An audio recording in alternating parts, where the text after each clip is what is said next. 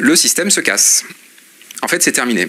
Le monde de la performance se termine. En fait, donc, comment ça se matérialise? On le voit en fait. Hein. Donc je ne vais pas reprendre le canal de Suez, mais Evergrande, une grande boîte de construction chinoise, qui est en train de se casser la figure. Boeing qui a des difficultés. Enfin, les gros, hein, ils commencent à sentir des failles. Les petits aussi, hein, bien sûr, mais on entend moins parler. Quoi.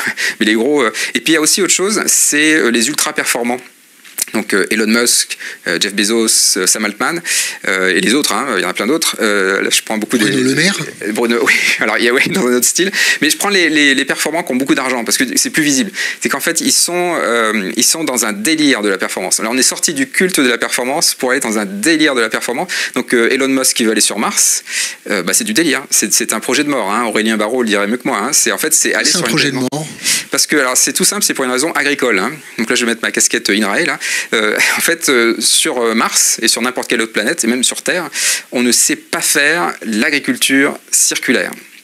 Donc si dans cette pièce, hein, je mets du sol, de l'eau, des plantes, et que j'espère nourrir des cosmonautes pendant des années avec ça, eh ben c'est pas possible. En fait, il y a toujours une bactérie, un champignon qui va faire dériver tout le système, et à la fin, soit il y aura plus qu'une plante, soit que, enfin, donc ça ne va pas marcher. Est-ce que vous connaissez, je demande à me faire fact-checker, ça s'appelle le syndrome de l'île déserte.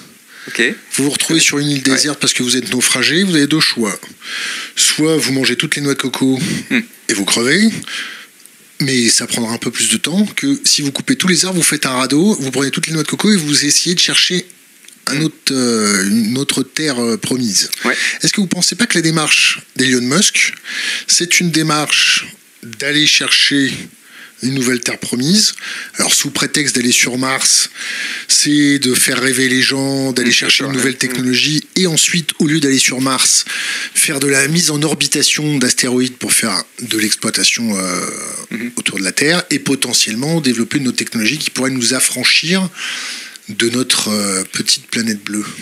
Alors, c'est du technosolutionniste Bien sûr, bien sûr. Alors, là, je renvoie encore au rapport Meadows, hein, qui est quand même fondateur là-dessus. Dans les 12 scénarios du rapport Meadows de 72, il y en a un où on a accès à de nouvelles ressources. Et donc, alors, le rapport Meadows, le scénario standard, hein, c'est une courbe en cloche, hein, donc on bascule, quoi.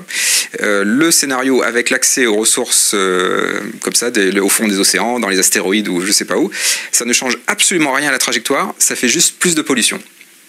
Donc c'est vraiment un scénario qui n'a vraiment aucun sens, c'est-à-dire que c'est importer la mort sur la planète, hein. Donc, enfin sur la planète Terre. Hein. Donc du coup, vraiment le projet d'aller sur Mars, symboliquement, c'est un projet de mort. Mais en fait, il n'y a pas que lui. Hein. Donc aller sur Mars, c'est la mort. Faire des bunkers en Nouvelle-Zélande, c'est des tombeaux. Hein. Donc c'est un projet de mort aussi. MBS, faire une ville Neom en plein désert saoudien, c'est une ville morte. Enfin, les ultra performants ont des projets de mort. Donc ça, c'est un signe du chant du cygne. Alors c'est pas le cygne noir là, mais c'est le chant du cygne. Donc en fait, on est quand les ultra performants sont à ce point-là délirants, alors ils vont embarquer beaucoup de gens avec eux. Hein, c'est ça qui m'inquiète, c'est qu'il risque d'y avoir beaucoup de casse parce qu'ils vont faire rêver les gens dans ce cauchemar, hein, finalement. Mais ça dit aussi que c'est la fin. On ne pourra pas être plus délirant que ça, quoi. C'est pour vous une façon en fait de se donner de l'espoir alors qu'on sait pertinemment qu'on marche sur la tête? Alors alors peut-être que je me donne un peu d'espoir, ça c'est possible, mais je crois vraiment que c'est la fin de ce système. On peut même il y a un autre exemple, hein, les fameuses 500 plus grandes fortunes françaises, hein, qui en 10 ans ont accumulé 1000 milliards d'euros, donc elles ont fait x5 en 10 ans. Bon, ça fait un tiers de la dette nationale française. Bon, on sait qu'ils vont pas faire x5 les 10 prochaines années. C'est physiquement impossible, hein.